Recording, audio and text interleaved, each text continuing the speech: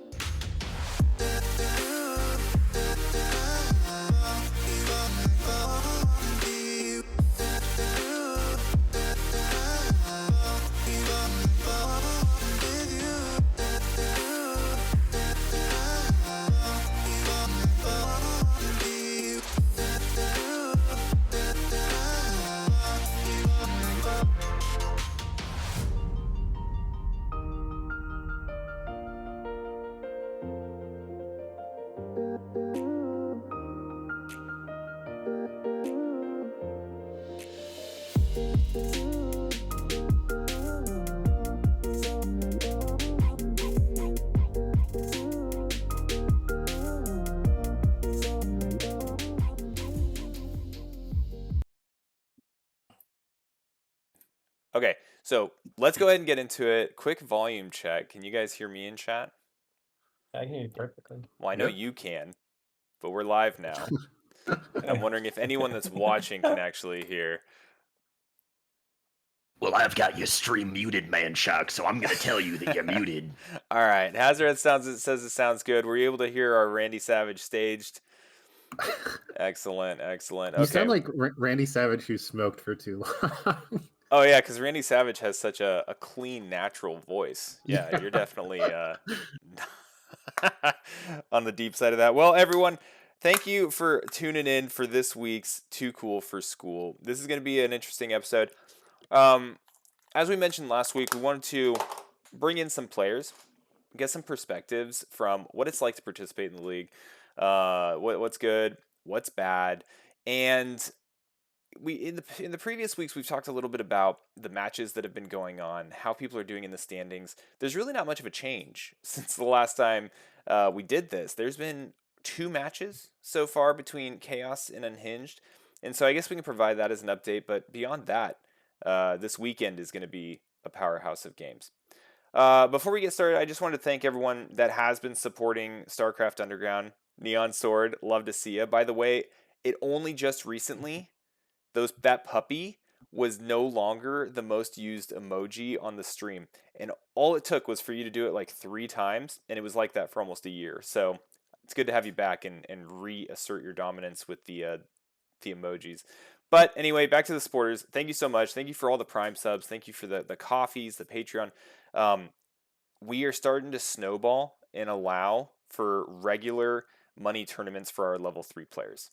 And that's awesome. That's awesome. We're currently on number 3 right now, I think is active. We've got the 4th one chalked up to go here in probably about a week, running them about every month. So so thank you so much. But anyway, I want to get into it real quick. And as you can see, we've changed it up. I don't have the derpy seagull today, but you can still see the seagull right there. I'm with Keen, Yakub, and Staged. And I want to go through and just kind of ask some general questions. But before I kind of dive into the experience, I'd like to go through and ask you guys about a little bit of your origin story. And Keen, I know you're here every week, but you're also a player in the league. And so I'd be really curious to get yours as well. But let's go ahead and start with Stage because you actually have a camera, and that's dope. Introduce yourself, right? Like, if people in the league know you, but if anyone's coming here that may not know you, how'd you get into Brood War? Who are you? As much as you're willing to share, and what brought you to SCOOL? Alright, so I am Staged. Those of you who know me know that everything that comes out of my mouth is absolutely untrue. And that's why you should believe me, because I just told you that. I'm a Zerg player. I got started here. I came over from CPL, that's the Coach Pupil League. Probably the best spot for amateur StarCraft before SCU came out, SCU taking over the title. But I joined here because I wanted to make this into the best league possible, the best community possible. And I think Manshark's already doing that, but I wanted to go ahead and just bring it up one more step.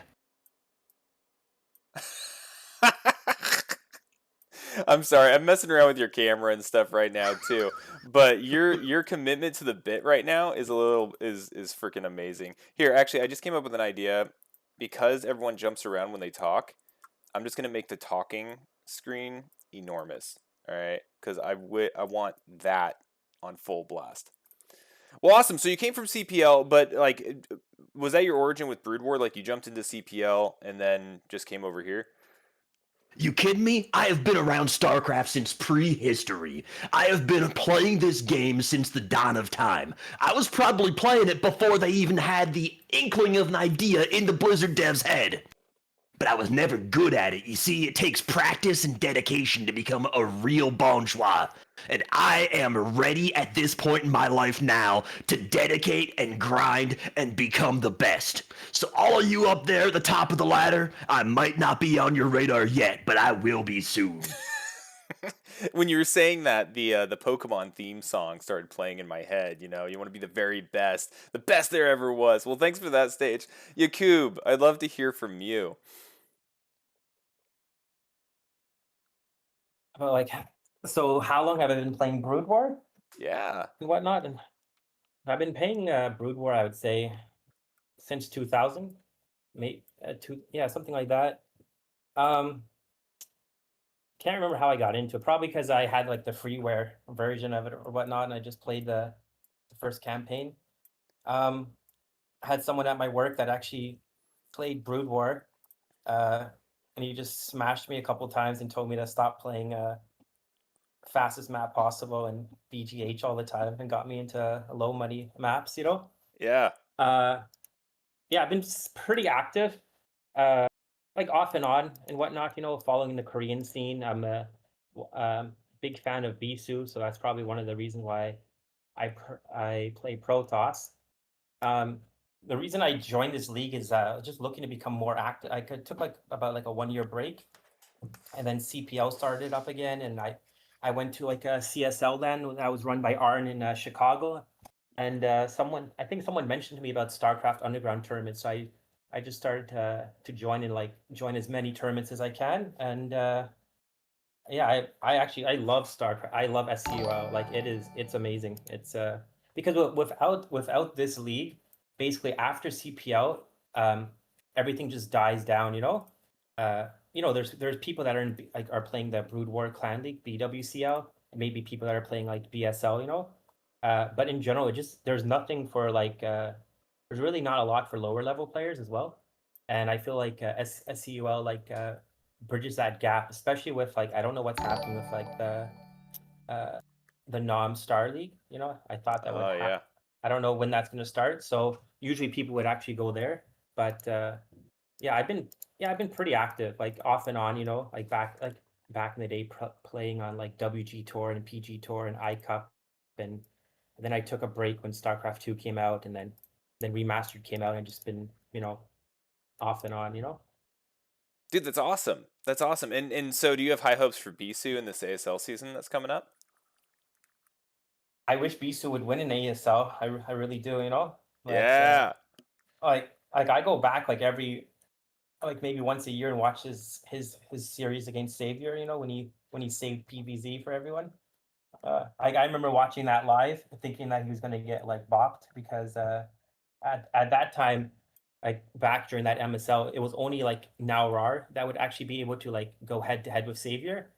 And then Bisu actually beat him 3-0 in the semifinals or whatnot in PvP. So I thought that Bisu was gonna get just destroyed, and then he came out and changed everything. So I've just been following him since about forever. Yeah. Well, that's rad. That's rad. And that's what pointed you to Protoss. Yeah. Maybe I was already playing Protoss, but I don't remember why I chose like whichever race I play. But I've just always played Protoss. I sometimes play Terran. Like I can like do TVP and TVT and stuff, but I'm pretty bad at TVZ. And Zerg, I'm just complete trash at. So I don't even try. I got you. And I'm sorry, everyone, I keep messing with this stupid screen thing, but it's driving me insane. Also, Stage Champion, thank you so much for the resubscriptions. Absolutely huge.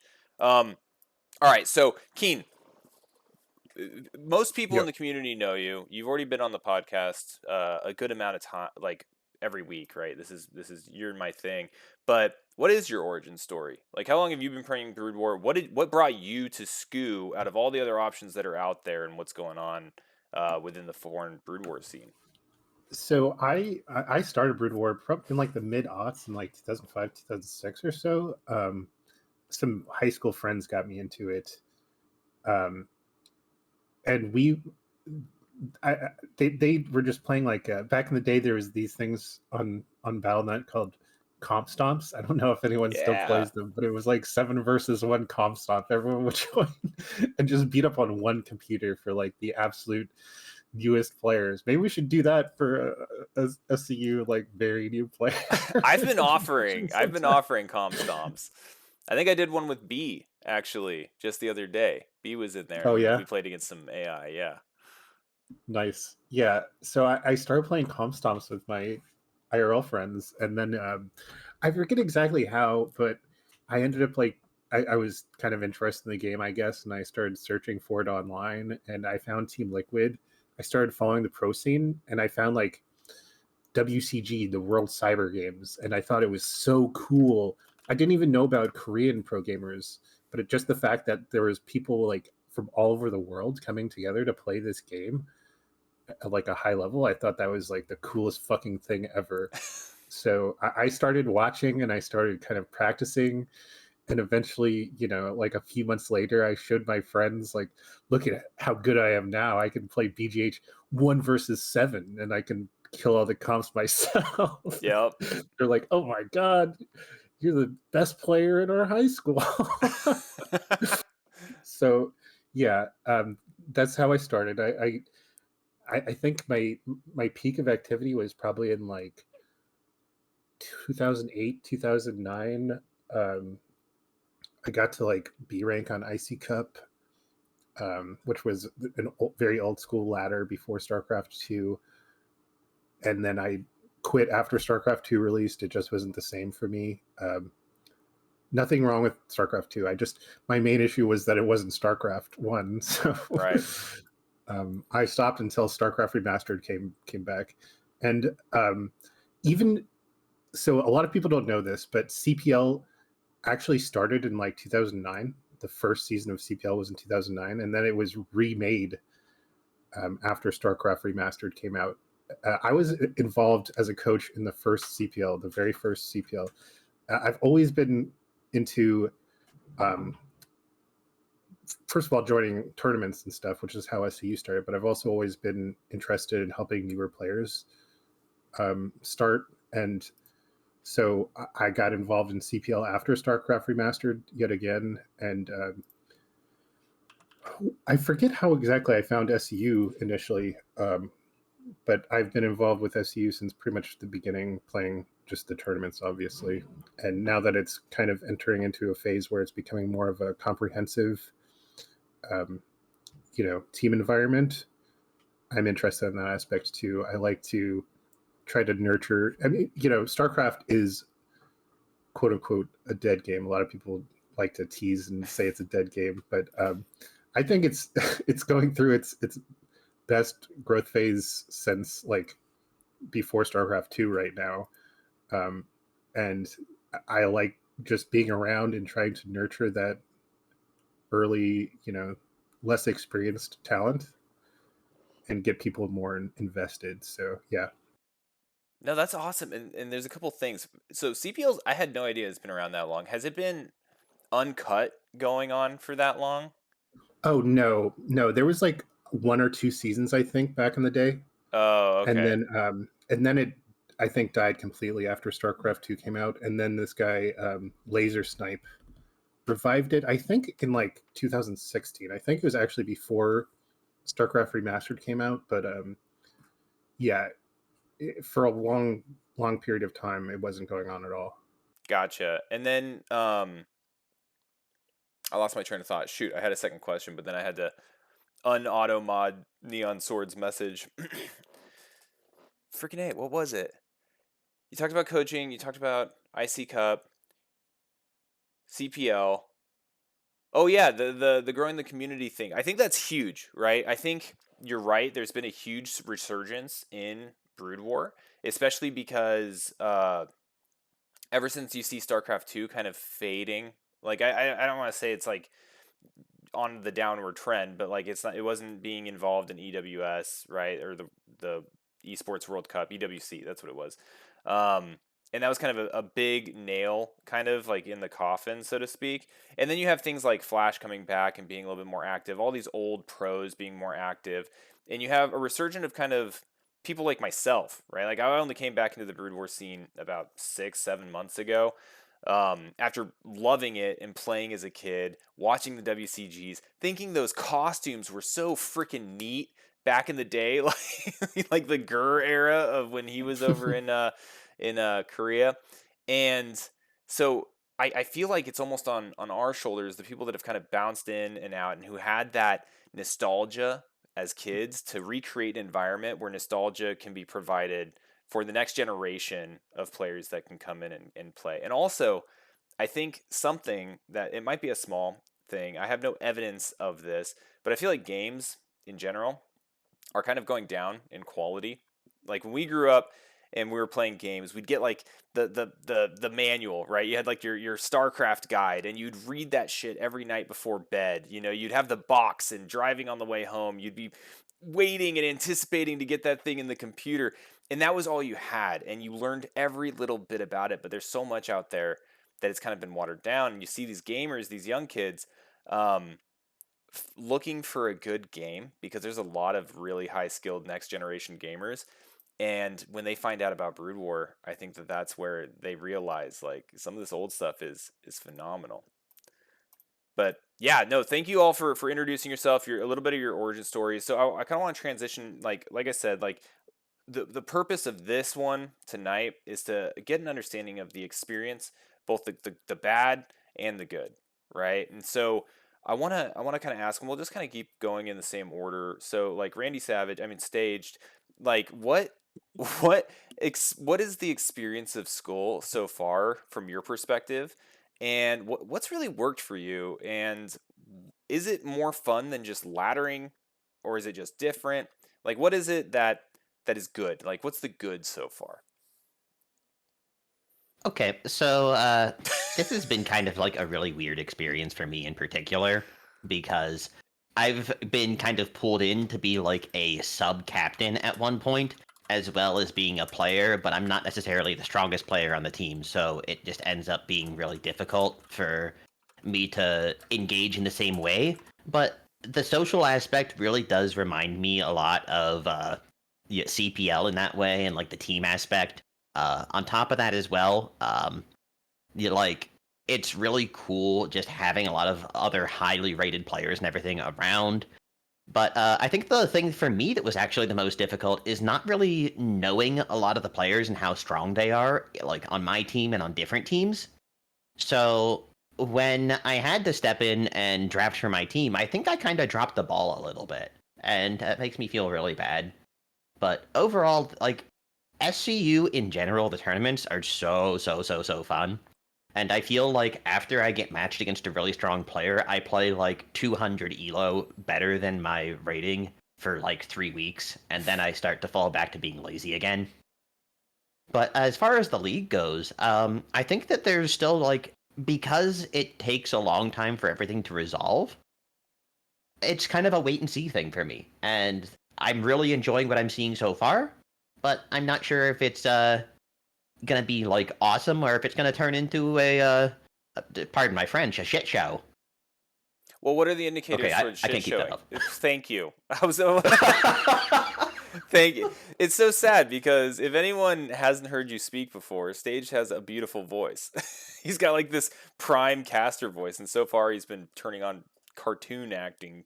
But anyway, so you mentioned some of the good things, right? You got the camaraderie, you got the team feel, which is obviously something we were going for. The high tier players, right? Which is a Right, little bit right. of a good thing and a bad thing for players that may not get as much participation because they're taking all the slots, right? Like this is a league meant to win, right? And with that, the Right. added pressure of being captain, and having to draft, and feeling the results of maybe whether it was good or bad decisions, the results of the week were a little bit felt on your shoulders. But you were talking about a little bit of a shit show and the fact that it kind of moves slow. Can you elaborate a little bit on that? And So mostly it part of the way that like you would define how good a system is, whether it's a league or like a social structure like a club or something like that, is by what the results are and like how it goes on, like how what happens with it. So you can have something that like on paper looks like it's going to be really good, and then ends up being that once you actually start playing with it, like if you have a design document for a game, it can be super cool and be like, oh my god, this is exactly what I wanted to do my entire life. And then you make the game and it sucks. I'm not going to name any names here, but it's Stormgate. So, anyways, uh, but in that way though, like I really like the idea of the of school, and I am like all on board with it. I've been kind of one of the big proponents of the league all around, but it's the kind of thing where I also recognize that I could just be on the hype train and there could be like some critical flaw or something that like ends up turning things upside down. Maybe a long-term league just can't work. I don't know. I haven't been in the scene long enough to really tell you if like this structure, the ideas behind it are going to work, but I'm enthusiastic about it. yeah, no, I agree, and I can't find anything that exists in this format in the way outside of clan-based systems, right? We're trying to basically build an in-house clan-based franchise system, which is a little unique, and it could completely crash and burn. But you know what's crazy? I was just thinking when you were mentioning that, uh, how young we still are. like like the league is 1 month old. This is week 4. And it feels like we've been doing this for a lifetime, and it's insane. Yakub, what's your experience been? Like, what's the good stuff that you've been experiencing, if any? Right? Maybe it all sucks. Right? This has been okay. First of all, for anyone watching this, this was not like like a predetermined school glaze fest. Right? I just asked for volunteers and Stage, and Yakub jumped on board to be guests on the show. But thank you so much that the league has been fun. But like, what are some actual flaws? What are some actual good aspects that you have, Yakub? Overall, like this league has been pretty amazing. Like I already knew the format, going in because I participated in that kind of like the league, the pre-league before this, like kind of the test league, right? Yeah. But I get, it's going to have the same, like the only negative thing is going to be that it's going to be the same thing about when you're trying to organize timings with people like in different time zones. Like, but that's just, you're going to have that issue in CPL or in BSL or any type of league where, if you're in Europe and then someone's in California, they're 10 hours, Yeah. behind you, or people, or someone in Australia or Korea, and back and forth. So you're always going to have that. I like the fact that there's a default time, because there has to be a default time, because there's even in CPL there's individuals that basically like don't reply to messages the whole time. So if there was no default time, it would just, there'd be a mess. You wouldn't know what to do. So there's got to be like rules for that. So overall, it's been pretty good. Yeah, I don't know. Like you mentioned, this league's pretty new, so I assume it's, there's things are going to change in the draft process, and things are going to change in the league, and new rules will be introduced and some taken out. I thought the draft went pretty well. I like the 75% rule. That's a hot take. And Those are whatnot. fighting words at this point in time.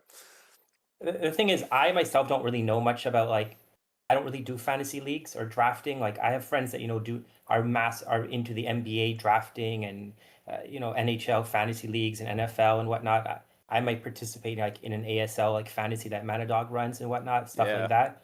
But the overall like the way things work, like it looked like it did its job. The teams look fairly balanced. I do think the number one team is stronger than the rest, but that's going to happen. Like not every team's going to be even, but yeah, overall the competition level's been pretty good. Like I would say most of my games have been competitive. Like if I was matched up against Doodle Doodle, I'm expecting he's going to smash me. But it is what it is.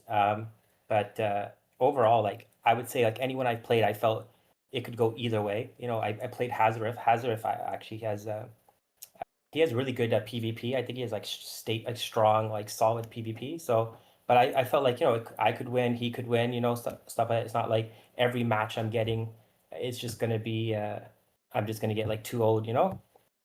So yeah, overall, I think everything's just going. It's going pretty good. I have no complaints really. No, that's good, and you're right. It's evolving, and even after we're done kind of discussing, I'm going to ask your guys' takes on a few of the rules that have recently changed and been published in the school base manual, right? That have addressed some of the questions that have been coming up through the Discord. This will be kind of our first announcement of those, even though they exist in the manual right now. But Keen, how about you? I mean, we've talked about this quite a bit, but like good things, bad things from your experience. Yeah, well, so if I may, before I start answering this, I just want to ask Staged a question. Yeah. Staged, what was the lineup exactly that you set? Because I want to judge you personally for it. All right. So I was the interim captain, the fill-in captain for week 2 of Chaos. So you can go ahead and pull out of the master sheet for that one. But the big thing that I caught a lot of flack for, was Team Legion had put up Neurasthenia, and I put up a Rice Hat from our team because I thought that he had a pretty decent TVZ for his level. I thought that he was a much stronger player, and I thought that we could, in terms of like trying to field as many people from our team as possible for the season, I thought it was a great way to get like a mid to low tier player for our team out onto the field. Slam dunk win, yeah. Yeah. And we ended up losing that match 1-2. And it drew a huge crowd, and honestly, I'm considering myself to be the Don King of SCUL because of it. All right, I love that. Thank you. No more judgment, okay? Even though you guys lost 7-17, by the way, I'll give you credit for that. Good job. Yeah. So regarding school, oh, I'm sorry. That's a banned word. The stream. Someone redeemed. What? Someone Which, banned school? Yo, I yeah, need to someone banned remove school. that as a thing. Well, anyway, I do feel like I've expressed my thoughts on this. I'm loving it so far. I do think Sklur. kind of I've said this already, but it's been so brief. I feel like there's not very much like team culture and team practice that's gone on in my team. Like I said, there's the Aussie contingent. There's like 3 or 4 Australians in my team that like whenever I wake up in the middle of the night and I like check my phone, if I like hop on Discord, I feel like I'm always seeing them playing together. Hey, But well, like that's for the most something. part, we haven't. Yeah, for the most part, we haven't had any like organized team practices or anything. We're kind of all just doing our own thing, which almost is kind of like what I figured would happen if with a team where like we're the most stacked team. You know, obviously by far the best. We're sick as hell. So, you know, we're kind of all like lone wolves working together in a pack. Um, but, you know, like, yeah, we don't need to practice together because we're just so cool. But I think I think it takes a little time for that kind of team cohesion to build up. So, Yeah, the clip from like what was it, Friday Night Lights, where Booby Miles, right? Everyone's lifting and he's like, "Hey, you didn't lift." He's like, "I don't need to lift. I just need to show up." I feel like you guys got a bunch of Booby Miles running around on Team Savage, and yeah, that's such a struggle, right? So like, that's one of the things, and I'm glad you brought that up because I don't think that that's going to go away without one or a couple things changing. One thing that I think would make that go away is the increased participation, a league system that allows increased participation throughout the roster, right? Right now, lower tier players on a team are not necessarily incentivized to grow because they're not going into the slots when you have, Doodle, Ozzy, yourself, right? Like Grass, like looking at this lineup, Savage has yes, got a lot of really yes, strong players, right? definitely So there's include me. yeah, and there's little incentive to do that. Or the second thing is all the other teams catch up, right? So that at least the top players start incentivizing practice among each other, preparation, things along those lines. So those are definitely things on my radar, and that's a great point. Has there been much on the other teams, actually? If I asked, like, Stage, like, start with you. Do you guys practice much, or is there much talk of that, or is it kind of the same experience as Savage is experiencing? I lost track of my mute button for a second there, but so we don't really have a whole lot of intramural practice. We actually had the idea of like putting together a bracket to encourage everyone to kind of play with each other, but that fell apart before the first round even concluded. It kind of just ended up turning into like a lot of people didn't really have schedules that really allowed for it, and honestly, and this might just be on our team culture and everything like that, but I know that you had wanted to try to keep the team channels and everything in-house so that we didn't have like the extra Discord servers and things like that that can just get really bloated. But I know that at least one other team has made their own server, I and think they us all not have having done. at this point. Well, we haven't. Oh, you haven't? Okay. Yeah, and so that means that like a lot of the instead of flooding the general channel, we've just been kind of chilling in there and not having a ton of conversation, and like people that know each other are still yapping and like talking to each other in places that we usually hang out, but the team conversation is a little more limited for our group, and we just usually have like 4 or 5 people that are pretty active and everyone else is just like show up for game day, baby. Yeah. That's a good point. How about you, Cube? What do you see on Legion? Um, like Father's been pretty active in like asking for games. He's pretty active, but I know there's like other like a lot of the players on my team are also in the PG group, the practice group, Yeah. and usually that's like my go-to place. Like when CPL is like done for the year, that's my go-to place to play. So I know like players like Pander and whatnot. I know him and Doodle are playing a bunch in PBJT and whatnot. Um, and maybe like other players are in like other clans or the latter. But yeah, like I would say it's not. Yeah, our channel's not the most active for practice, but there are some players that are that are able to play more than other. Like even me, I would like to actually be more active, and like looking for games more often. But yeah, yeah, I guess maybe yeah, just a lot of players have other places where they want to, find matches than in their team channels.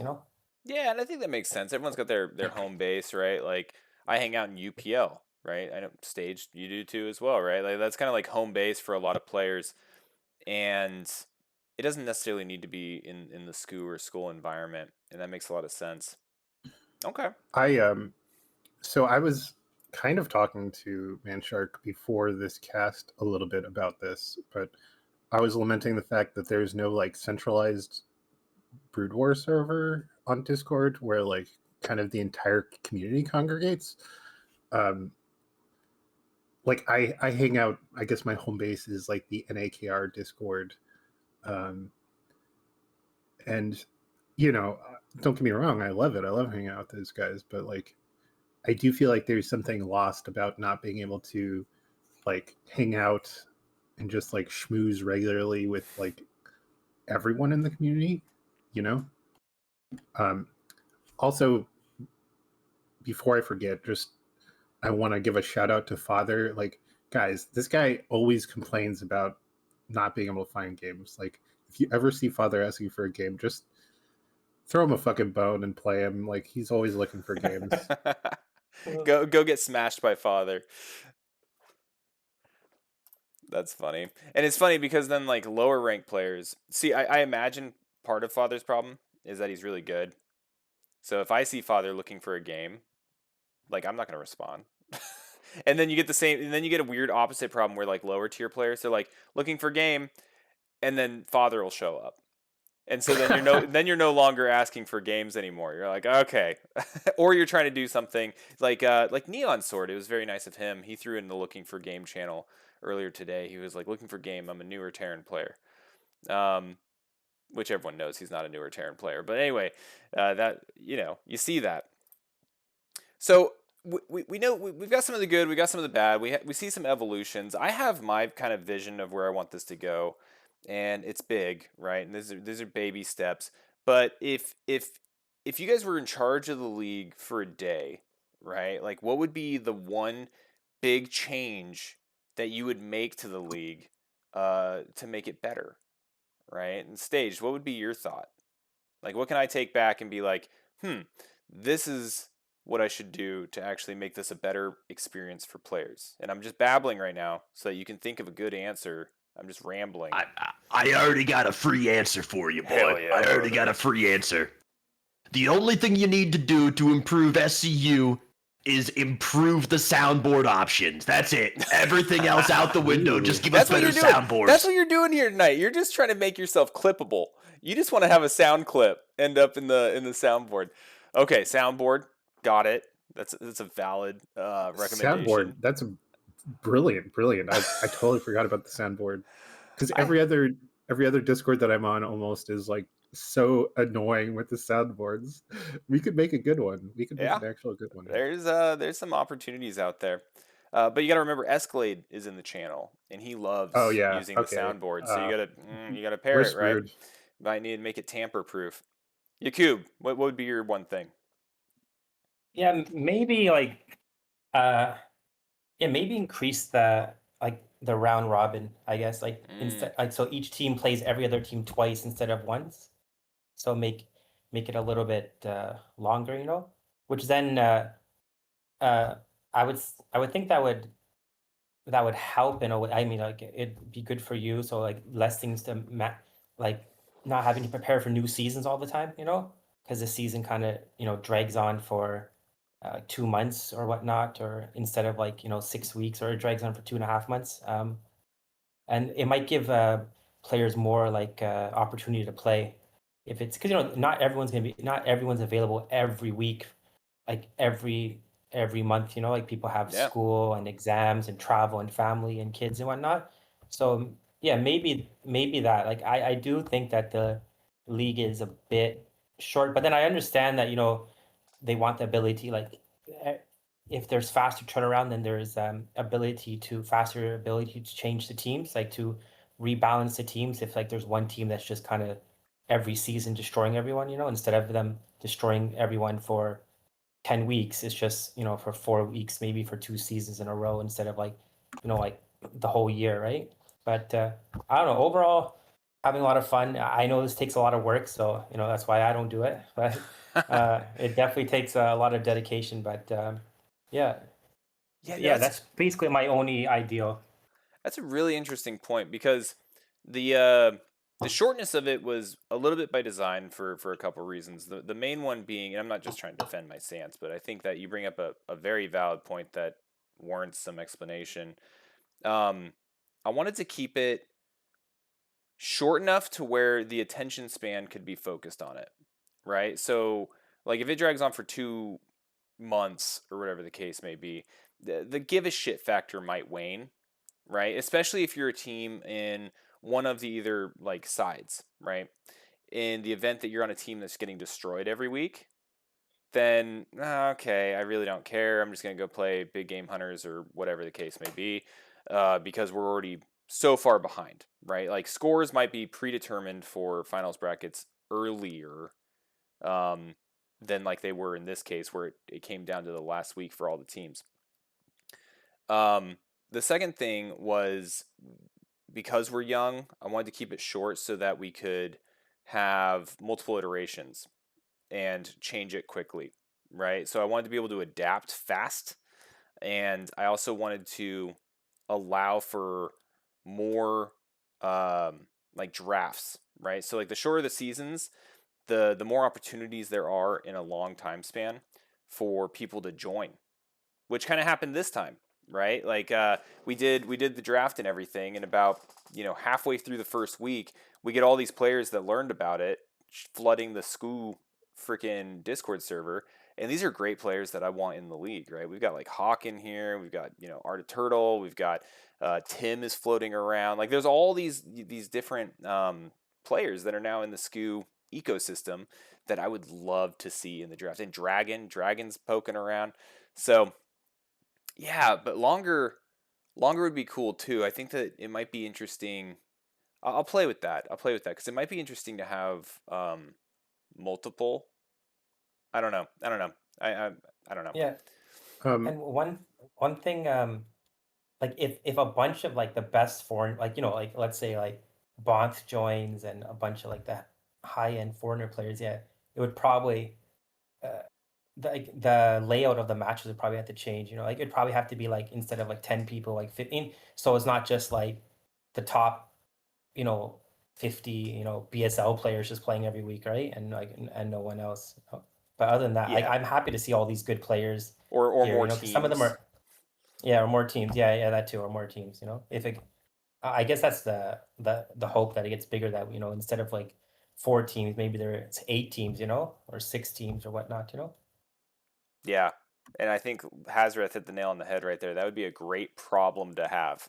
That would be an awesome solution. I mean, long term, catastrophic success here would be that we have a regional SCU on every continent. And then there's a culminating event. oh my god, I'm sorry, you just awoke something in me. Oh because, no. no, I didn't. I wasn't even considering this until you mentioned the continent thing. But one of my favorite formats of all time was Nation Wars, where Was countries that would like have. Risk? I'm sorry, No, go ahead. no, it's not. It's not like Risk, but no, it would But just be a last tournament. stage, that was a UMS map, right? Or maybe that was like a Warcraft 3 thing. Oh, But diplomacy. We got to play diplomacy sometime. I'm sick of diplomacy, dude. okay. But diplomacy is like Risk on steroids. But Yeah. anyway, okay, so Nation Wars, it's just like a tournament. It's like a clan war, but with players from the United States, Germany, Poland, etc. Oh. And they represent their country instead of like a particular team. I fucking love that, dude. I love it. That would be There was- sick. Yeah, That's kind of what I'm thinking. And I poked around. So Stage, you might have seen this message. It was in UPL. And I was asking around. I was like, hey, there's another really active tournament server, and it's called the Dojo. Right? And the dojo, and the reason why many of us may not know about it is because it's a Spanish speaking server. It's a South American server. And I was asking around, I was like, does anyone know people in the dojo that might be bilingual that I could maybe start a SCU down there? Oh, But I heard that there was I issues think and that like you're. CPL had done something similar or attempted something and it didn't work out. I used to be on DM. I could talk to some of their organizers. They would probably know about that. Well, let's clean up our house first, and then once we have like the template, I think Yeah, that we could start exploring getting a those little ahead of options. ourselves. I know I it's don't want to. hard not to. I don't want to interrupt too much and everything, but one of my best friends who I've tried to recruit to CPL, but he's a little bit busy for it, is bilingual, native Spanish speaking. So Well, I was if thinking about his Kid life. Boo as well, because he's Oh yeah, there you go. yeah. I mean, Yeah. there's plenty out there. And Uh, Goose. yeah, I mean, yeah, 100%.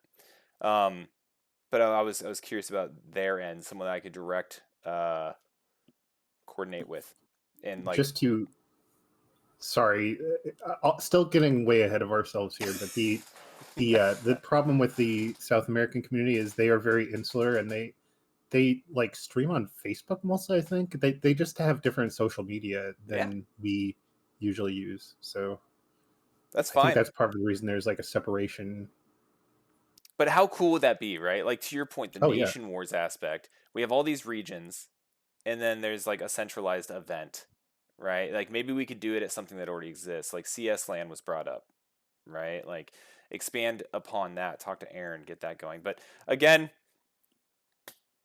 getting over our skis a little bit. Um, I kind of wanted to move on. We're approaching 45 minutes, and I did want to reveal the rules and stuff. And so I think that was a lot of good feedback. And I'm trying to. Keen, did you have feedback? Or was that the feedback? Nation Wars. I think I awoke something in you, but you didn't answer the original question. What would you change in the league if you were like in charge of it for a day? Like what's the biggest thing that's needed? I don't think I would change anything right now. I think it's way too early to throw out suggestions for changing stuff. I think when this season finishes, there's going to be a huge influx of players. I think there's going to be like StarCraft players are starved for content essentially, and there was a big influx of players after CPL ended, which is why we have like 90 players in the player base right now. I think there's going to be way more in season 2, and I think we just need to play it by ear and stay adaptable. I don't think I would make any like definitive decisions. I think eventually the players that are most starved for content are the best players because they're the most active, right? So I think eventually we are going to have to implement some sort of system where like, and it's still imperfect, it's never perfect, but eventually I think there might have to be some sort of like tiering system where we just like have the better players Yeah, be majors set and to play minor against the league better type of thing. players. Yeah, and then we provide opportunities for the lower players to play. But other than that, yeah, I think we just have to see what happens. Yeah, that makes sense. And with growth comes a feeder pipeline, right? But in order for a feeder pipeline to make sense, uh, that makes sense in normal sports because you age out, right? Like that doesn't happen so much in a casual beer league. And so we need incentives. And Yeah. so the one thing I would change, right, if I had complete control of everything, would be money. I want money for the players, Oh right? yeah, me too. I like money. Money is cool, right? Money and in an in-person location to host and be able to bring people together. That would be like my no resources problem that I would do and actually turn into a league, which has been tried and attempted. Esports is rough, but like that would be a lot of fun. Yeah, I turn off Tangia so that we can speak, but we do need a Sharkira before we end this. Okay, so we got that. Those really good feedback. I want to ask a little bit about opinions as players, right? In the league, who are the top 3 players currently participating in school? And you can interpret that in any way that you want, right? Most impactful from a community standpoint, most impactful from an analysis standpoint, most impactful from a scoreboard standpoint, which we discussed last week. The players that are the most valuable to their teams aren't necessarily the most skilled players in the league, or you can interpret it that way. But I'm curious as to your thoughts when you look at the rosters and you sit down and you look at the team scores and everything that's involved with this and all the mini games kind of associated behind the scenes. Who are the top 3 strongest players? And then after you say those, who's the most underrated player? Who's the player that's out there that you're thinking, okay, we got this person cheap, or this person we didn't know, and they came into SCU in that big wave, and they showed up, and they started just absolutely being a dominant personality that's helpful. So those are kind of the 2 things: top 3 and the underrated player. We'll start with you, Staged. Okay, so top 3, you cannot have this discussion without addressing the neutron star in the room of not just school, not just like this SCU environment in general, but the entire foreign right now. The entire foreign Brood War scene. There's a gravitational well around this individual, and that is Wolfix. Wolfix makes content on YouTube that's teaching everyone how to play Terran and just how to play StarCraft in general. The guy's absolutely mental, incredible player, and also like there's a reason people spent so much money on picking him up for their teams. This guy's incredible.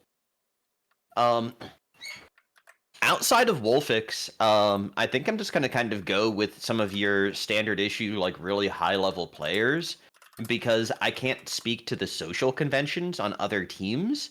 So I'm gonna talk about like Doodle being another one that's just like an absolutely cracked player, super, super strong. And I know that he's really active as well, so it's not just that he's good, but he's out there trying to help other people, trying to get games with people and train. And then the last one I'm going to bring up is Father, where he might not be on quite the same tier as like Doodle and Wolfix, but again, this is someone who's so active where if you really engage with him, as long as you can like put up with him personally, and that's not saying anything about Father, but like just in general, in order to learn from someone, you have to be able to click with them on a personal level.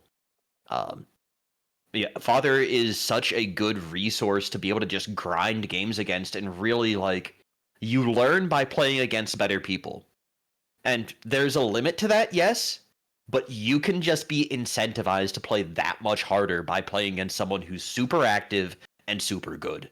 And Father is that. Yeah. He also beat Doodle 2-1 in a SCU bracket. That's crazy. No shit, did he? Yeah. That was exciting to see. That might need to be casted. I haven't looked at the games. Oh my god. I don't know if they were cheesy or what the case may be, but I think he played 3 normal games with Doodle and beat him 2-1. So yeah, that was really cool. And then I'm trying to find the name right now, but as far as underrated players go, there was someone that was like a very late draft that was like an A-rank Protoss. I want to say Static. Yes. Yeah. Okay. I had a feeling he'd get brought up, and we may need to cut him out of the equation, but he fits that bill, right? No one knew who he was, got picked up, and he's super good. I was planning on mentioning Static. So he's like, I was joking about the lone wolf in a pack thing, but he has been very, like, he pops in and says one thing every once in a while on our team server, and he signs up for every like lineup, but he doesn't really interact other than that. But like, he's really fucking good. So that's pretty, like, we had no idea who he was, I think. Yeah, he was just a random pickup, and he's a really strong player. Yeah, he's really good. So, those are my picks, though, as far as, like, most centralized and also most underrated. I think there's a lot of sleepers. There's a lot of drill growers. I think that Mutiler, in general, when he was drafting, was focusing more on players with long-term potential than, like, immediate strength. But, overall, yeah, I'm really excited to see, like, where this goes and everything, and I think that trying to just say, like, best, worst, top-rated, like, most impactful, whatever, like, there's so many different axes on which to judge players, and there's a lot of cool people around here. Yeah, it's rad. All right, Yakub, top 3 and you're underrated. Yeah, so I was gonna say Wolfix as well, just because since CPL started, he's just been going on a tear and just like he puts out high quality um videos, like high quality analysis. Like I actually watch them because it's good to know what the Terran's thinking. Like and a lot of the ideals and concepts are actually, how about Protoss, as well. And he commentates his games. Like he did his games against Erob and Doodle Doodle, and he comments them and comments. He puts them on YouTube, and he goes through why he did this build, why he opened like that, and whatnot. So I think and he's a really good player. I don't Yeah. think he's lost yet. And in his server, I do yeah. want to just put another plug because I did throw Wolfix's YouTube in the chat. Check him out. Show his videos some love because I feel like in the community like CPL and SCU, we know him pretty well, and a lot of people are probably already consuming that content. But he deserves a lot more attention than he's getting, and I'm sure at one point there's going to be like a StarCraft community like wave of love for him. But go out there, watch his stuff. And one thing I wanted to also point out is he has a Discord server, and he has a channel where you can submit replays that he will then review on YouTube. And you see some of I know we've seen like some Mick Terran replays on there, some other replays from individuals in the community. So if you're really interested about getting high level feedback, he'll lay it to you straight, and he'll tell you what you should have done, what you shouldn't have done. He's a phenomenal coach. So yeah, sorry, Yakub, keep going. So number 2 and 3. No problem. Yeah, and the thing about Wolfix, like in CPL, when someone asks a question in the Terran Discord, like he'll come out and answer it in detail and whatnot, The second player I would say like is Doodle Doodle. I've actually like Doodle Doodle is extremely active, him and Pander play a lot, him and PBJT, like, he plays a lot. He has some really good PvP and PvT, and like he's just all around just a great player. And he's someone that like I found in the past, like if I send him a replay, he'll actually give me advice on my opening and whatnot. He's very, very helpful. Like him and like some other high level Protoss like Semi is very helpful. Uh, Worst is very helpful. Like Worst does a lot. He runs that Protoss Discord, like the I IO didn't one. know that.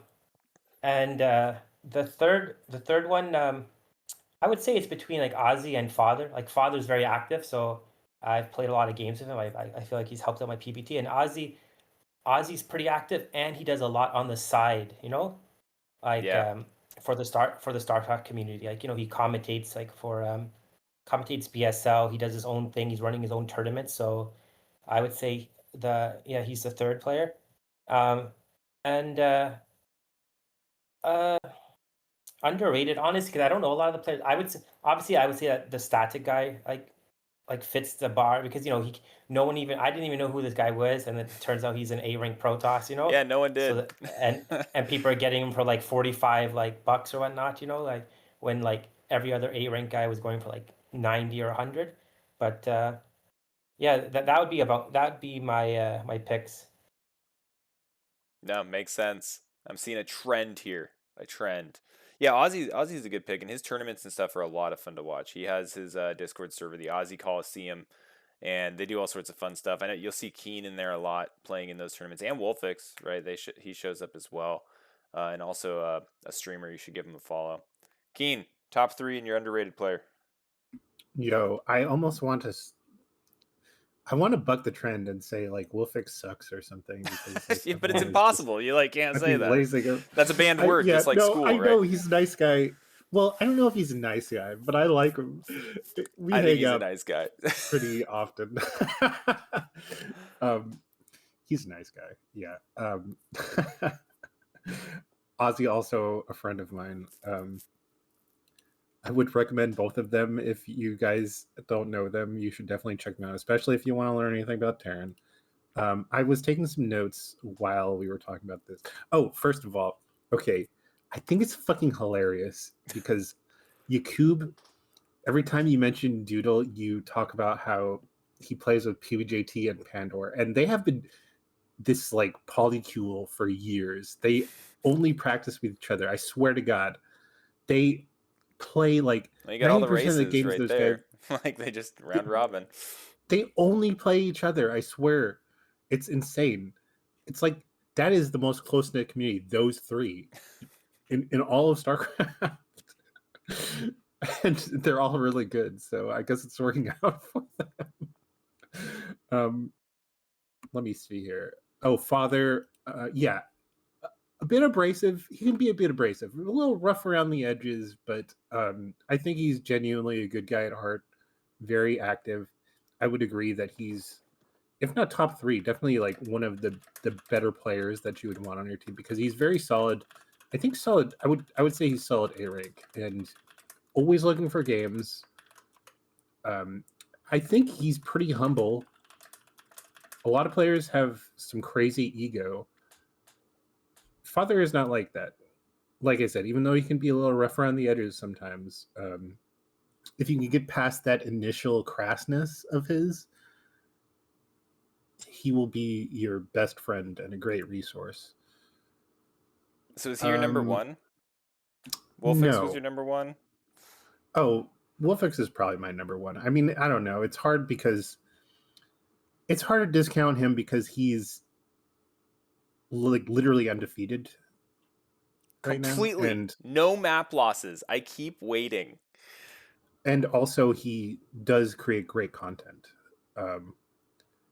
And he's constantly helping people even outside of the YouTube content that he makes. So I can't really in good conscience discount anything that he does. I was fucking stunned when he 2-0 Doodle because Doodle is like not only one of the best players in the league, but a PvT specialist. Yeah. He got 2-0'd by Wolfix. That was crazy to me. So I would have to say Wolfix. No trend bucking here. All right, 2 and 3. No trend. I'm gonna say Father, and then I don't know, man. I think people need to step up. I think people need to step up a little bit to get, a spot in my top three. You only have a top 2. Yeah. There is no third. Everyone else equally But I will doesn't say contribute. Static was my top underrated player. Okay, that's fair. That's so interesting. We still hold that, right? Like those top 3 that we mentioned, a lot of overlap. But on paper, I think who was it? Firetip? Firetip was one of them. Let me double check. Let me see what the Firetip PV is cracked. Yeah. Firetip is like. But what I was talking about was like player value, right? Like win-loss records. Yeah, he was hitting above his weight for sure. Yeah. If there's any like Moneyball-esque picks, it must have been Firetip, right? Well, I think if you're talking, sorry. No, I was just gonna say, hold on. I'm not gonna show this because I tried to bring up the Excel a few minutes ago and it was gross. It was like that meme of that guy. It was like, woo. But like Firetip, Flash, Harry, Static, Wolfix, these are all players with 3-0 records. They're the only ones with 3-0 records. Oh shit! What? I'm sorry. Harry is my number 3. Ah, you found someone worthy. Pick. Found someone worthy. Yeah. So Firetip and Flash not mentioned, but in the top, 5 players in the league when it comes to scoring points, which is wild, which is really cool. Now, unfortunately, this data doesn't include maps won against them, which I think might also be valuable. I might take that down as a note, like also get map counts. But anyway, very cool. Well, thanks for your opinions on that, guys. I want to transition. We're already at an hour. And so I want to kind of go a little bit into the rules and the changes for Season 2. I've already talked about the format a little bit in previous weeks, so I'm not gonna dive on that.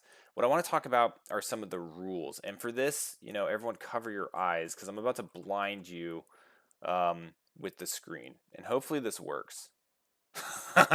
Wrong screen. Okay. There we go. Let me fix the Discord thing. That was awesome. Completely unintentional trip to the beach I just took there. So anyway, these are the rules, and everyone has access to the manual. I don't think anyone's ever read it because no one reads in Brood War. You can find that in the fact that every week, every match, I'm telling people to sign up for their challenge. They're asking what map they're playing on. They're asking what game we're playing. Like no one knows anything, and it's hilarious If to an you extent. So let me tell you something about the Brood. If you want to make something completely top secret, just tell the Brood War community to read it. Yeah, that's probably really fair. But I want to go through here. And so, like I said, this is in the Discord server. It's in the school or skull kind of like category, and it's under league info, right? So this rule book essentially for the base rules, not the season formats, but just the base rules exists for everyone. And so I made an update a few days ago, and all the changes are in red. And so every time I update this, I'll black everything out, and then the red is going to be the changes from the previous edition. So a couple things, I'm just going to go from top to bottom. One of the things that's changed is we needed a minimum roster size. This was something we couldn't really implement for season 1 because we didn't really know. We just had to split who we had. But the minimum is going to be 20. And the reason why this is interesting will kind of come up a little bit later when I talked about the draft rules, the resignation rules, the trade rules, because this is going to be a factor that teams are going to have to consider moving forward as they don't break this foundation of a roster size. So that's one. I'm going to move on here. So the draft. And I'm going to try to zoom in here. I'm just going to scoot you guys off to the side a little bit. So the draft has changed a decent amount, right? Just some languages associated with minimum and maximum. But how the draft is going to work, and we've talked about this, is the 75% rule is gone. And the draft is going to be a form of ensuring long-term balance through how the blinds and the player nominations occur in the first 2 player nomination rounds of the draft. And so how this is going to work is for the season 2 draft, the results from season 1 are going to depict your seat at the draft table and who gets to nominate a player first. And it'll be in reverse seed order. So the very first team will be, the 4th seed, 3rd seed, 2nd seed, 1st seed. And in the very first round, it will only be the 4th and the 3rd seed bidding on that first nomination. So the 4th seed will start with the blind, and they'll pick Hawk, right? And so then Hawk will be on the table for bidding, but only the 4th and the 3rd seed will be there to be able to bid on him. Then the second round will occur. The blind will move from the 4th seed to the 3rd seed. The 2nd seed team will enter the draft table, and then there will be 3 teams drafting on the second player. So let's say it's Dragon or something. Only those 3 teams will be able to bid on Dragon. All the other rules about trades and stuff with the blind are still in effect like the first one. Then from the 3rd round on, all the teams are there. But those first 2 picks are going to have increased likelihood of going to the lower ranking teams to prevent like a snowballing effect moving forward. So that's that. And I'll ask it for opinions and stuff at the end after I kind of lay everything out.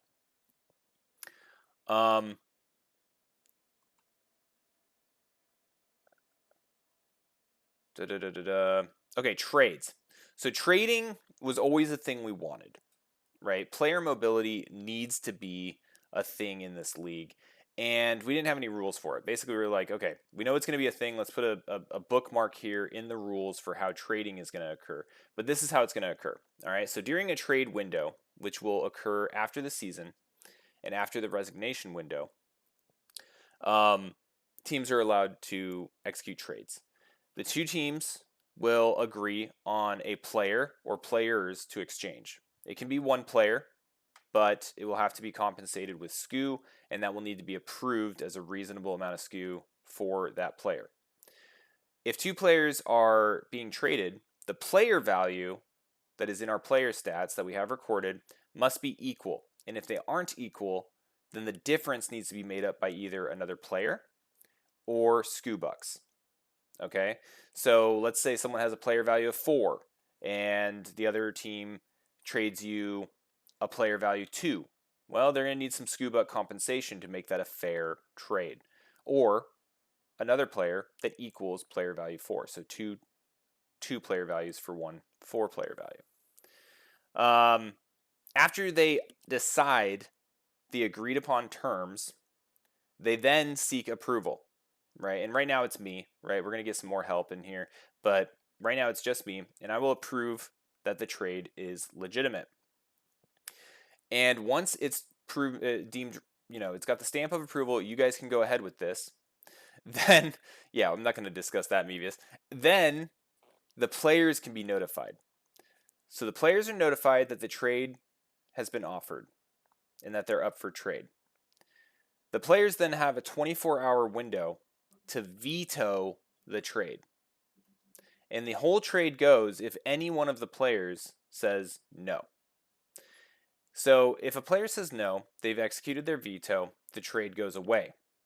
But the veto can only be used once per trade window. So what that looks like is, let's say Savage wants to trade Keen for Staged over on, Chaos, I think. Then they agree to the trade, and Keen says, I don't want to do that. Cool. Trade's off. But if Unhinged comes along and says, I want Keen now, and I will give you so-and-so in different terms, Keen can no longer veto. He's used his one Not veto for that Unhinged. window. Right? And the trades and the vetoes are public to all captains once they've been approved. So if a trade's approved, all the captains are aware of it. If a veto occurs, all the captains are aware of it.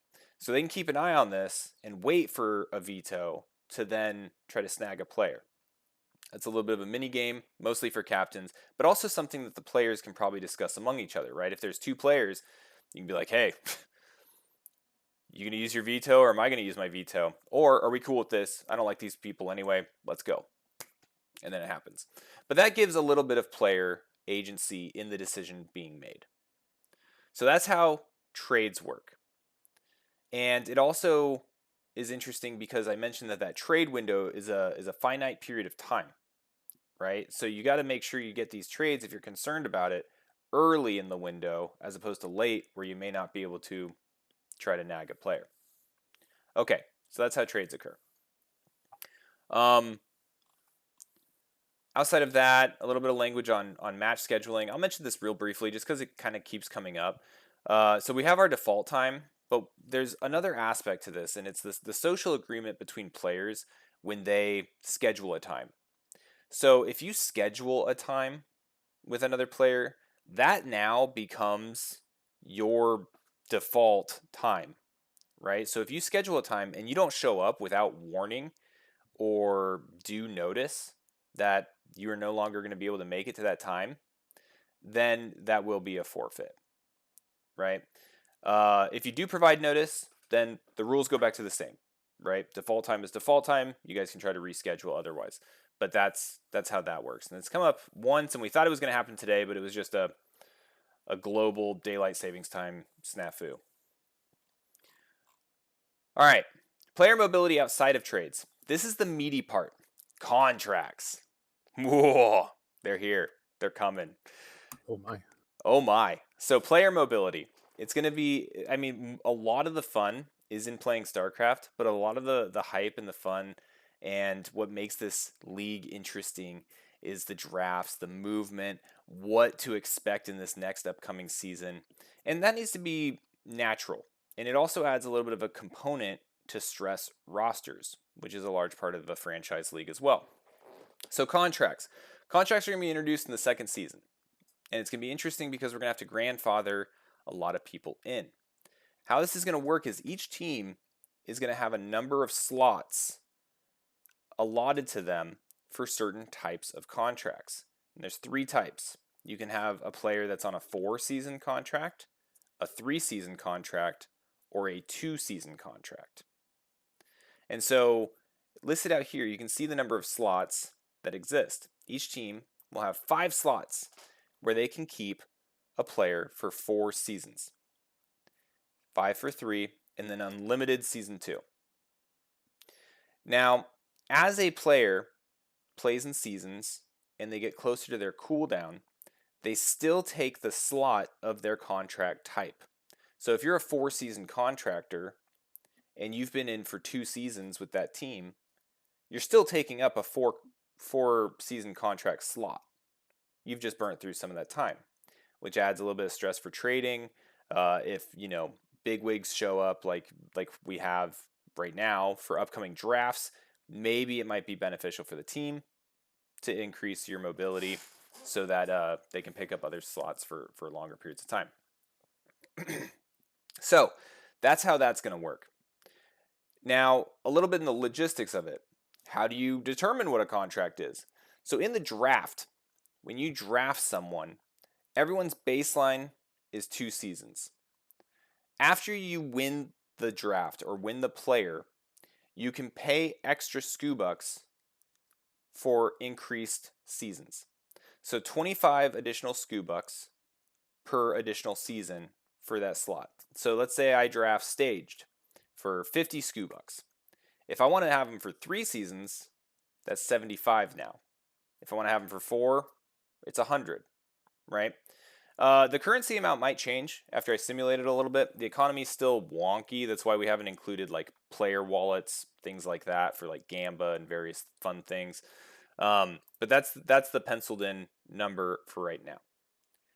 Now, when a player is traded, they're traded at their contract type. Okay? So this disincentivizes trading just for the sake of trading someone that has 2 seasons left. Right? They don't go back to their default. They still count as a 4-season contract player. And it refreshes when they get to their next team in the event of a trade. So if you're a 4-season contract player on Team Savage and you get traded to Legion, well, first of all, Legion needs to have a 4 contract slot available. And when you fill that slot, it replenishes. So that makes you very valuable as your contract kind of dwindles down. Captains are permanent. That is one position where contracts are not applied. And then if a captain wants to resign their captaincy, they can. And then when they do, they become a player with a 2-season contract on that team from that moment. So it will start the next season. Now, that is contracts in a nutshell. I'm trying to think if I forgot anything. In the future, I imagine contracts will evolve, right? I keep mentioning player wallets. I keep mentioning SCU bucks. SCU bucks are it's a lot of fun. We're still trying to calibrate it, but once it is calibrated, we can start applying more of a monetary SCU buck related contract.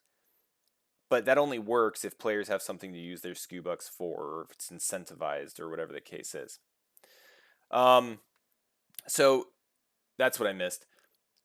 No one has contracts right now, right? So how do we grandfather everyone in? This will occur at the end of the season, after resignations, before trades. Okay, so after resignations, where the free agent pool is clean, rosters are clean, before trades, so we're not filling any slots preemptively, each team will go through their roster and apply the contracts for free to fill up those slots. So there's no burden of cost or anything like that, and they will start fresh season 2. So there's no one that's going to have burnt down time after season 1. So that'll be how contracts are determined. Now, resignations. Screw this team. I want to be on a different team. So how you resign is now spelled out. So a player notifies their captain that they intend to resign. Resignations are truly only count at the end of the season. I guess anyone can quit at any time. It doesn't matter. You can't get picked up mid-season with the rules as they are right now. So at the end of the season, a player notifies their captain that they want to resign.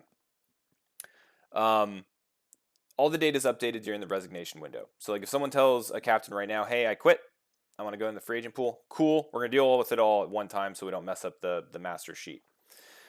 And it's going to be before the trade window. They re-enter the free agent pool and their contract's gone, but they're going to have like an asterisk on them. And if they get picked up from that free agent pool, even if it's the same team they resigned from, which hopefully that doesn't happen, that feels like a feel bad, they have a cooldown time of 2 weeks where they can't play. And I think that's fair. We want to disincentivize mass migrations of players from quitting their team. We want to build these team cultures. We want to have a little bit of longevity in the teams and identities starting to be built. And that's not going to work if everyone's just resigning all the time. And so they'll have 2 weeks on that team where they cannot actually participate in league matches, but then they come in mid-season. And that's incredibly interesting with the formats that we run because it can completely tilt the balance of power depending on who you pick up with that 2-week cooldown. So those are the big changes that we've been discussing. They're not perfect yet.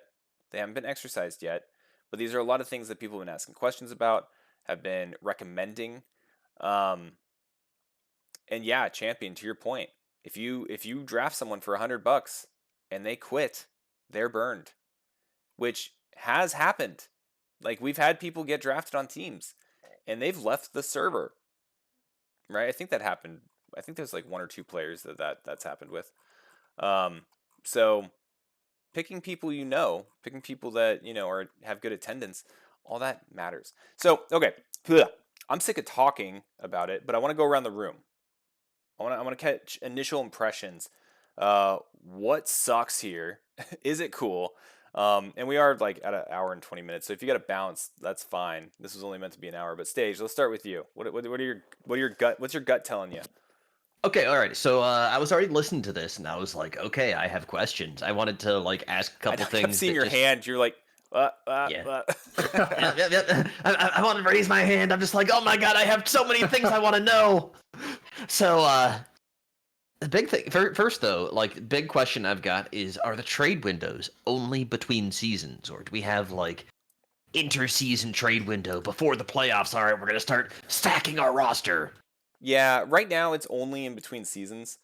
That is on the short list of things to incorporate is inter-season trades. And what's stopping that is similar to like our conversation about let's do nation wars. I'm trying not to. Oh, look, that's yogurt, guys. I picked up my toddler who had yogurt all over him. There's I don't want to get over my skis.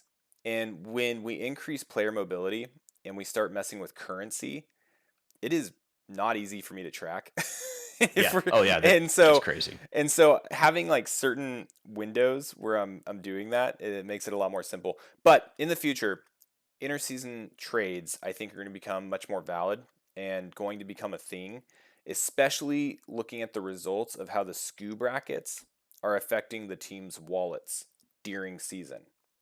Right? And I think season 1 is going to be the least impacted by SCU brackets, and it's already relatively significant. Because SCU brackets now award SCU bucks for whatever team you are based on your placing. That didn't start until school started. But it's going to keep going, and it's already in a rhythm now to where the income is going to be going on throughout the entire season, and you'll have funds to actually trade with people. Whereas this season, they only just now started kicking in, right, over the past few days, and it's been a lot. To the point where I'm like, okay, we might be inflating the currency here a little bit. But yeah, sorry, I rambled a little bit, but hopefully that answers your question. Eventually. No, these are fantastic answers, and like more context is very good. The other thing, and this just wasn't explicitly enumerated in the rules, and so I've got to be a actually nerd. I need that. Yeah. When a contract expires, so we've got Manshark on a 2-season contract because we didn't want to put him on a 3. It would just be a weird number. It's an odd number. Captain. Yeah. So we got Manshark on a 2-season contract. 2 seasons go by. Does Savage get the opportunity, because he was already playing for Savage, do they get the opportunity of re-signing him, or are you automatically put into the free agent pool for the next draft? How does that work? Straight into the free agent pool. Straight to the free agent pool. Yep. All right. So if they want Manshark back, they have to nominate or wait for someone to nominate and put down the money to show that. I think this is a really cool system, and I think that I am not very good at visualizing where things are going to go, and like coming up with the strategy just based on the rules. I kind of have to like see it in action once. I'm one of those board gamers. But I feel like it has a lot of potential to be really cool and to kind of address a lot of the issues that some of the people had with like the 75% rule. Like, where are we going with drafts? Like, this just seems really interesting as a way of keeping the mobility up and like making it be a constantly rotating staff. It keeps things interesting and it allows for prediction and analysis. Now, I would say, and there's a balance here, right? Player mobility needs to be a thing if we want to have a league that doesn't snowball, right? So there has to be a component for that, and we didn't have a good way of that outside of trades, and the trades didn't make you were not incentivized to do a trade. Why would Savage need to trade, right? Like they don't need to. Like okay, they have a good roster. How do we incentivize that? So it kind of adds into that layer. The second thing though, the risk side of that is one of the things I don't want to lose sight of, and that I think is very important for the longevity of Skull, is the team uh, prestige over time and identity over time. And that's really tough to balance, right? So like team player mobility, hype factor, there's plenty of people that love the mini games associated with that. There's some that are just here that are like, I don't care who I'm playing for, just put me in a bracket. I just want to compete. Cool, it's for everybody, right? But there's a lot of people that are really having fun with the armchair quarterbacking associated with the mini games kind of inherent in the league. And so how do I balance all of that? And it's a little tricky, and I'm hoping we don't lose sight of building the teams up, right? Like let's start getting logos for the teams, right? Like let's start having a storyline. Let's give a shit about this team. But do I now, if I have a contract where I'm going to move? I don't know. It's a little tricky. Yakub, what are your takes? I like the change with the draft with like the lower seeded team beginning with the blind, and I guess the team that does the best, they're not in like they're not in the first and second round of the draft, right? Yeah, that's what it Yeah. seems like, right? Which makes sense. Yeah, I like that change, Um, yeah, the trade thing is more or less for myself. It's just like a wait and see to see how that works, Yeah. It's something new, so I can't really I don't have a lot of experience with like there's probably some people in here that they do fantasy leagues like throughout the year, so they're these type of aspects they're doing for fun when it comes for baseball or whatever. I don't have that, so I can't really like look at it and see like how it would work. Like kind of like what Stage said. I'm kind of like more like wait and see it actually happen. But yeah, like I just place all my trust in Manshark, so I'm sure Whoa! it's all it's all gonna go good. I like the aspect of vetoing a trade and that a player can only veto a trade once. But maybe is it possible like a person could veto a trade once like every month or something, or is it just Oh, once? Like that's a how great does that question. like work? Yeah, so the veto's once per trade window. So Oh yeah, you yeah. don't So only okay, I have got one that. veto ever, right? You have it per trade window. So trade Okay, window and the opens, trade yeah. between seasons, right? Yeah. Currently, yeah, between Um, seasons, but if we introduce mid-season windows, it would be I imagine the same rule would apply, right? We would have the one veto uh per draft window, which again is a whole nother mini game. And you were talking about tough to predict. I think Mevius, the trade window is going to be a week, and it ends the night before the draft. Um, so the shoot, you mentioned a couple things. The trading is going to be interesting, and what I predict, and one thing I'm going to keep an eye on, is I predict we're not going to see much trading in season one. There's not a lot of incentives. What I predict is that season two, at the end of season two, and especially at the end of season three, we're going to see a good amount. And that's because the contracts are going to start coming into play. The brackets are going to have a lot heavier impact on team economy. And we will have, ideally more players and higher ranking players continuing to come into school to compete, and that might open up desires to open up certain slots and things like that. One thing I'm going to keep an eye on is this does open up an opportunity for player feel bads, right? I don't know exactly if I would like to be told, hey, we're trading you to X team for this. Because that's like, well, I'm not wanted, right? Which really isn't the case. It's just an evolution of the teams in the league and it's a natural form in it. But that concerns me a little bit, as there might be less interest from players that get traded Yeah, to the point of leaving. I can see that happening. Like let's say you have a player that went like, 0-3 and then you just trade him, right? He's Yeah, gonna he's gonna feel like a certain way, yeah, afterwards it's that added pressure, right? Um, uh, so that's something I'm going to keep an eye on, and I don't really know how to fix it. I feel that problem is very similar to the problem associated with lower tier players on these teams not getting enough airtime or field time, right? I feel like those are loosely connected, and at some point there's going to need to be an incorporation of a minor league extension of rosters, something where they can feel like they can objectively show their value towards the team, and it can be more of a discussion of just like, hey, we're all trying to maximize our rosters. You get along better with this person. This person's your friend anyway. That was part of the trade deal. I don't know. It's really an interesting aspect. yeah, and the forfeit thing, yeah, I agree. Like, I mentioned that you have to have something like that, you can't have a player, uh, like for myself, for example, like I'll schedule people knowing that I'm outside. Like, so I know that I'm outside. I'm coming home, like specific, I'm doing some shopping with the family or whatnot, and I'm coming home specifically to play a StarCraft match, right? Uh, like, I'm like, I tell my wife, yo, at 9 o'clock, I have to play a StarCraft match. And if I'm home and the person doesn't show up, it's kind of annoying. And there's probably other things I could have done, right? And some people are busy. Like everyone has their own personal life, so we gotta honestly, you just gotta respect other people's time, right?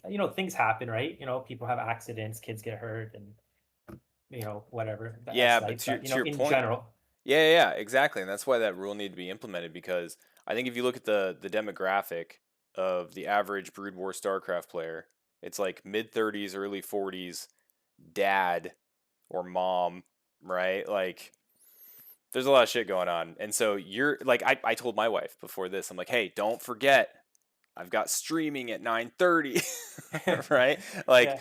I gotta get down there. I missed last Thursday. We had to make it up. Like, can I please, we're good, right?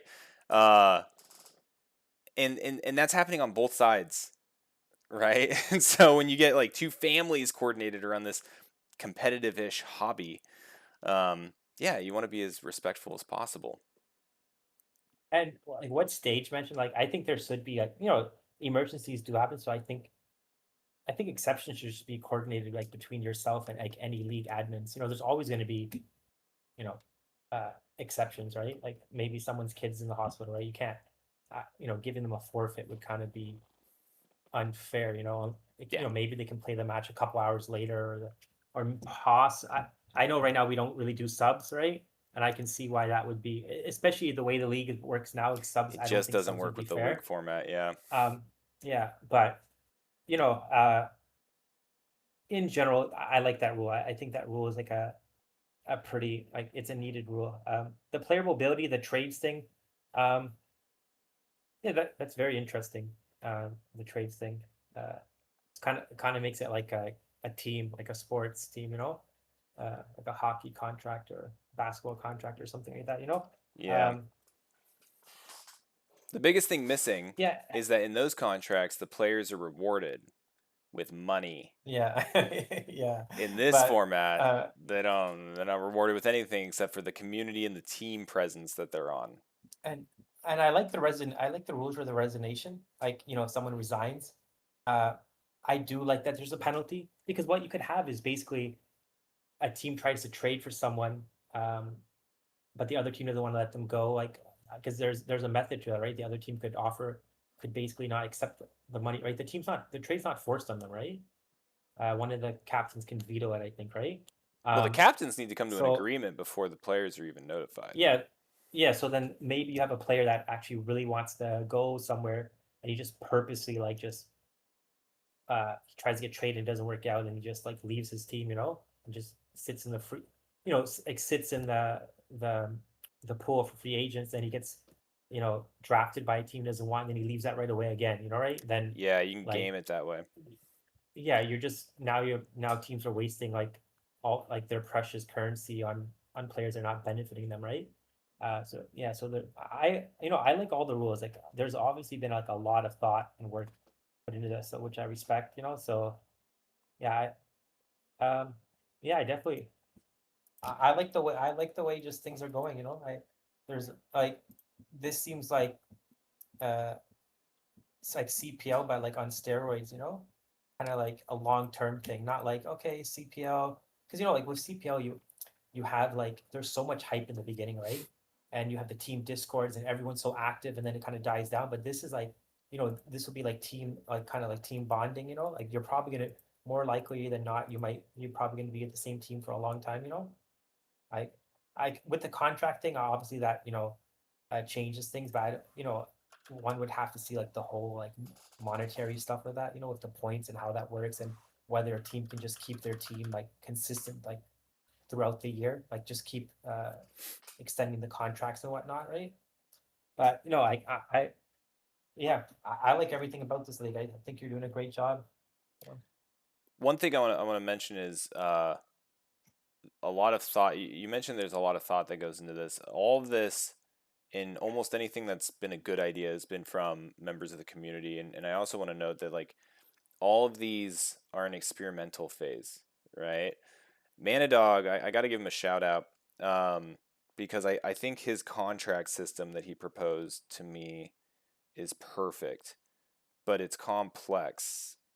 And I think that we need to see how this goes for maybe a season or two. This is like the boiled down simple version, but eventually I'd like to get to his version, which includes what we've been talking about with like player wallets and financial burden of players on teams, to where you can have a savage level roster, but can you sustain it with your cash, right? And like really having the money stressor and player money having some more autonomy. For example, like drafts, if a player really wants to be on a team and they have a wallet, why can't they put money towards themselves to be drafted towards a certain team, right? So like if every team bids $50 on this guy, but this guy adds money, he says like before the draft, right? This is my self bid for Team Legion of 20 SCU bucks.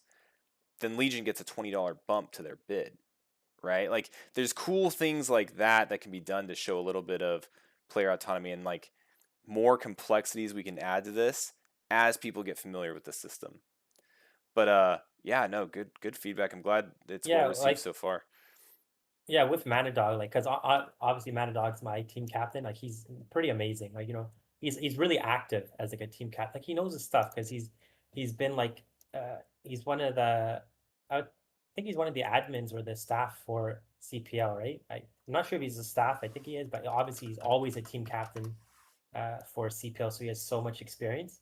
And I didn't really go into like that thread for the for the suggestions was so long, so I didn't read it all. But I do like the idea, like you can't have like there needs to be a limit. It's kind of like, for example, because I watch the NBA a lot. You can't you have rosters, and they don't want a team like signing 3 superstars and having them for like 10 years, right? Mm-hmm. There's like there's now they won't be so high in the draft, or they're going to be in the luxury tax, and they're going to be penalized. So now they're really not going to have like that much team building options, if they have 3 guys in $50 million contracts. But yeah, no, overall, like yeah, there seems like a lot of people in the community that are just like stepping it up to help, like Matadog, yourself, and everyone else, like some people from like CPL and other discords, So yeah, For I'm sure. looking forward to the next iterations of this league. I do want to get to Keen, but Anderson, my brother, has requested to step in and say something important. So I'm going to invite him to speak against my better judgment. Anderson, how are you? I'm well, thank you. Thank you, everyone, for giving me just a moment here to put in my 2 cents in regard to school and everything that's been happening. Yeah, I've everyone taken this ping second Anderson. out of my day. This is very important because I'm here to bring you the truth.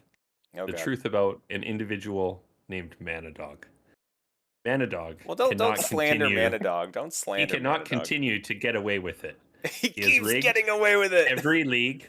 He has rigged every league in his favor. And I don't want you. He is the ultimate down player, and I don't want you to think that he does not know what he is doing. Okay, this is very important.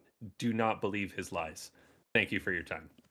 Thank you, Anderson, for your tin hat. That was great. That was good. Yeah, well, I mean, I just want to point out their team's not winning yet, but if you ask Manadog, it's all because of the 75% rule. Keen, what are your thoughts? Any gut reactions on the rules before we close this out? I don't really know what to say after that. That's a tough act to follow. Remember, everyone, uh, ping Anderson. If Anderson jumping on the the stream was on your bingo card. yeah. Shit. I don't know, man. I had some thoughts before. Well, do you but, hate contracts? You like trading? I think contracts are interesting. I think they're an interesting They're system. interesting. I think it's fun to introduce novel systems into this, and so okay, like the road to hell is paved with good intentions. Yeah, right? it is. But like, we can change it. It's not like the road is static right now. No pun intended. Static. Shout out. You're sick, dude. I don't know. I think it's really fucking. It's just a platitude at this point, but I think we just need to wait and see, right? 100%. Yeah. Well, we'll play it by ear. We'll see how it goes. If it sucks, we'll change it. If it doesn't, we'll keep it. And luckily, we'll hopefully get a bunch of iterations on this. Well, guys, it's almost been an hour and 45 minutes. So I suck at keeping to an hour, which was just a self-inflicted rule. There's really no rule on that. But anything else you guys got you want to share? Bring up anything we didn't discuss that you think would be helpful from the player experience? What do you got? Before, okay, so I wanted to ask both Staged and YouTube one question.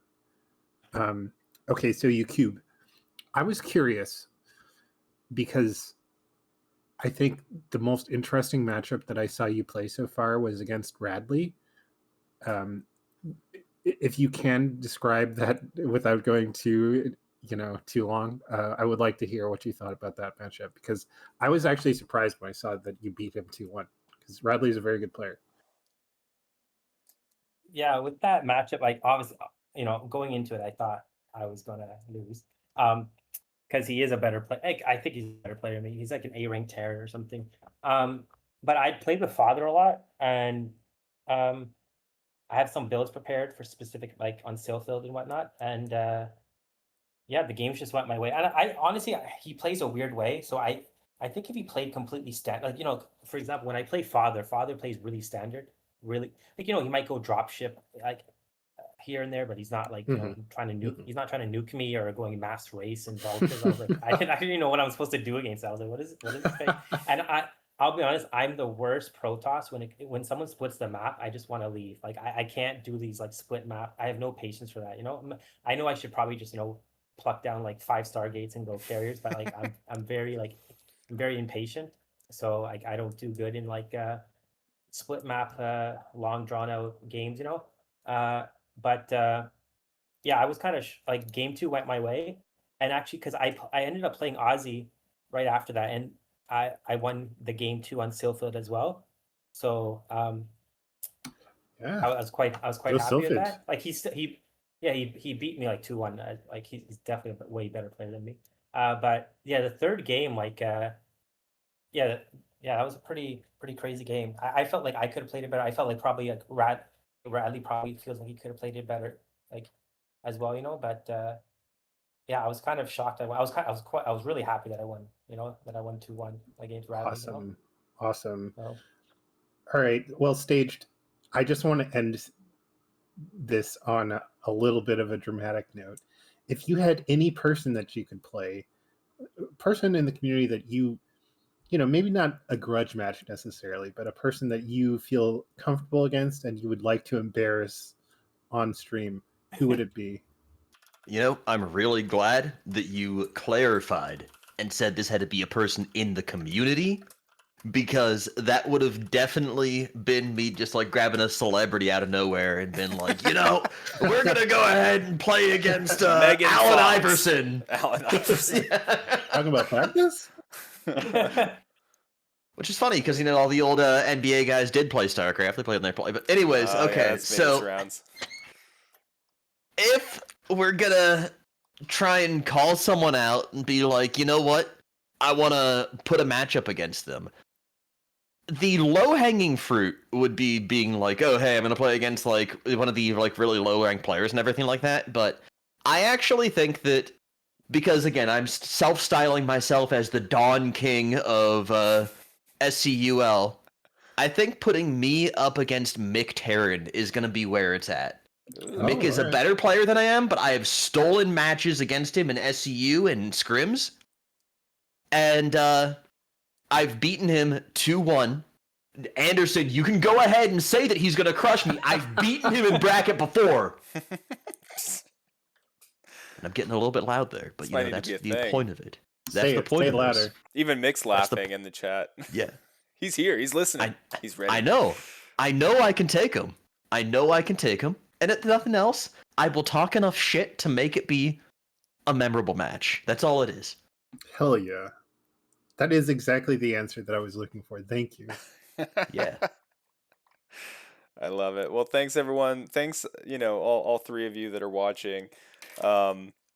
These usually do pretty well after the fact. So if you're watching this in the future and you're a part of SCU, make sure you check out the rule book, right? It's in the league info. Familiarize yourself with your options as a player, how the trades, the drafts, all that work. Because it's going to be on us before we know it. We're doing the finals brackets right now. I do plan on, knock on wood, my hope is to have 100% casting coverage of the finals bracket. I was going to do casting today. I was going to do casting tomorrow. I've set aside some time. But no one's playing. There's been 2 matches played, and one of them was a best of 1 that occurred before the announcement even made. Like they've discovered they were paired, and they just went off and did it before anything was That- even ready, Anderson. And so That's actually shocking me. I'm so sorry. it's so funny though.